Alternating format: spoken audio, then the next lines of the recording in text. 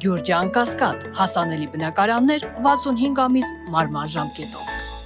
Հարգելի հետևորդներ, ես այս պահին գտնվում եմ Տավուշի մարզպետարանի դիմաց։ Տավուշի մարզպետն ասել էր, որ սահմանազատման վերաբերյալ հարցերին պատրաստ է պատասխանել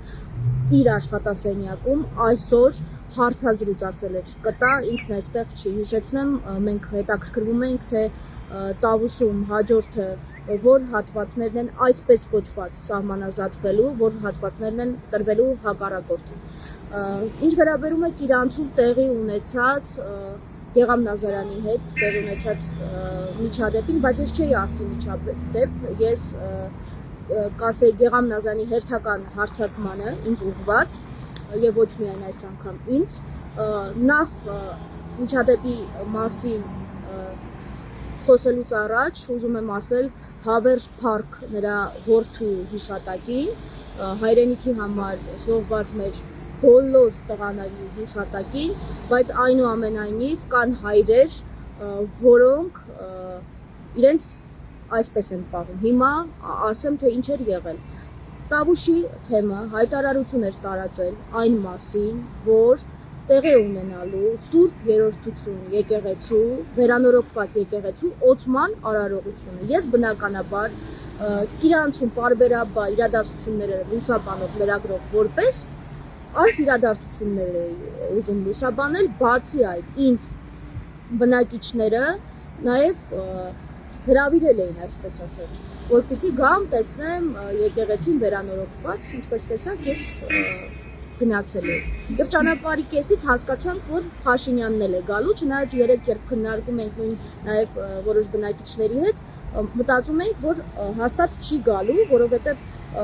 Փաշինյանը նույնիսկ նախընտրական այսպես ծրագրում թիրախավորում է եկեղեցին։ Այսպես ճանապարհի կեսից հասկացանք, որ չէ, գալիս է, որովհետև ՊՊՑ ծառայողների մեքենաներ էին, ոստիկանության գվարդիայի բազմաթիվ մեքենաներ, մեքենայից արդեն Կիրանցում իջնում ենք, առաջանում եմ դեպի եկեղեցի, մեզ մոտենում է ՊՊՑ ծառայող, մենք այդ պահին դեռ նկարանում չէինք իրականացնում, պատրաստվում ենք մեր մասնագիտական գործունեությունը արդեն այնտեղ կատարել, մոտեցավ ՊՊՑ ծառայողը, ասաց, որ այնտեղ գոտի է սահմանվելու, որից ես չեմ կարող այսօր այն կողմ գնալ, ես բացատրեցի, որ ես եկեղեցին մտնելու եմ, որևէ մեկը բացի Աստծուց ինձ չի կարող արգելել եկեղեցի մտնել, ոչ Փաշինյանը, ոչ ՊՊՑ-ն, այդպես խոսում են, հանգիստ, թե ՊՊՑ ծառայողներ հանգիստ խոսում, թե ելնելով նրանից, որ նա հանգիստ էր, բացատրում էի նաև ես շատ հանգիստ, որ գիտեք, իմ մասնագիտական գործունեությունն եմ իրականացնելու, եթե բնակիչները մոտենան Փաշինյանին, խոսեն, ապա ես պիտի մոտենամ, միկրոֆոնը պահեմ, որ լսելի լինի, թե իրենք ինչ են խոսում, բայց եկեղեցու ներսում վստահ լինեն, որ Փաշինյանին հարց չեմ տալու։ Այսպես, այդ խոսակցության ընթացքում տեսնեմ, որ ինչ-որ մեկը ինձ վիրավորելով գալիս է, թեքվում եմ Գեղամ Նազարյանն է, հորդորում է ինձ այդ տեղից հավաքեն, ասում է ինչ գործ ունեմ այստեղ եւ իր այդ հայտնի արտահայտություններից մեկն է հնչեցնում։ Ես էլ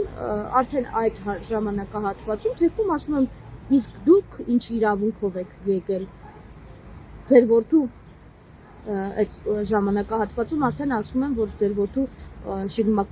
շիրիմն է ըստ հիշատակը շիրիմն է, էլի բղծում, սա եմ ասում,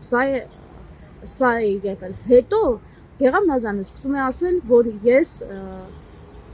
նստելու եմ, փտելու եմ բանտում, ինքը լինելու է, չեմ հիշում ասեց օգոստոսի 2, օգոստոսի 3, օգոստոսի 2-3-ից հետո փտելու եմ բանտում։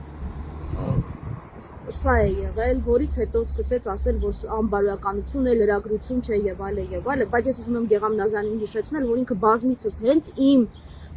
տեսախցիկի առաջ լալա հառաջ տեքստերով մեղադրում էր Նիկոլ Փաշինյանին իր որդու մահվան մեջ, ասում էր, որ իր որդուն սպանողը Նիկոլ Փաշինյանն է եւ ոչ միայն իմ տեսախցիկի առաջ այդ ժամանակահատվածում Arnews-ի թերթերի եթերում, այլ նաեւ ազգային ժողովի ամբիոնից էր ասում, որ տաղավար գնում էր այդ մասին էր ասում։ Հիմա անբարոյականության մասին ով իրավունք ունի խոսել։ Եթե որևէ մեկին թվում է, թե ինքը հանրային անբարոյական վարկ դրսևորելով կարող է ինձ վիրավորանքներ հասցնել, հայախառն արտահայտություններ անել եւ ոչ միայն ինձ, այլ նաեւ այլ լրագրողների, ովքեր իրեն ասում են թե այդ ինչպես է խոսում, ինքը չարաչար սխալվում է։ Դուք հայոյեցիք այսօր, հայախառն արտահայտություններ արեցիք, ինքներդ ձեր հասցին, որտեղ հանրային առումով եւ հաշվի առնելով ձեր հայտարարությունները հանրային անբարոյական վարք դրսևորում եք դուք Գեղամ Նազարյան։ Էլի եմ ասում, փառք ձեր որդուն, ափսոս դուք չեք հարգում հիշատակը։